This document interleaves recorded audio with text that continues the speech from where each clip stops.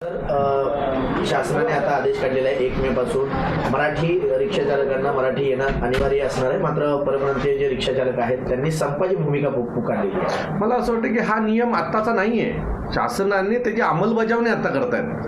हा नियम खूप आधीपासून आहे आणि या नियमाची अंमलबजावणी होत नव्हती. खरं तर या लोकांची सुरुवात ही ज्या वेळेला लायसन्स देतात त्यावेळेपासूनच होते.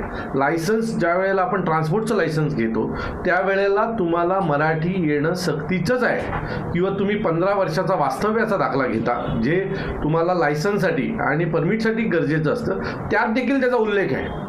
पण अशा ठिकाणी काही भ्रष्ट अधिकारी पैसे घेऊन यांना लायसन्स प्रोव्हाइड करतात, मग 15 वर्षाचा वास्तव्याचा दाखला प्रोव्हाइड करतात आणि त्यातून हे सगळे वाद तयार होतात. त्यांनी जर भ्रष्टाचार केला नसता, 500-1000 रुपयासाठी अशा प्रकारचे लायसन्स पुरवले नसते तर मला असं वाटतं की आज ही वेळच आली नसती की यांनी संप पुकारायची. पण मी खात्रीने सांगतो, जर आम्हाला दात दाखवले, आम्हाला डोळे दाखवण्याचा प्रयत्न केला तर तुमचे डोळे हे जागेवर न ठेवता आम्ही आमच्या पद्धतीने करू. कारण एक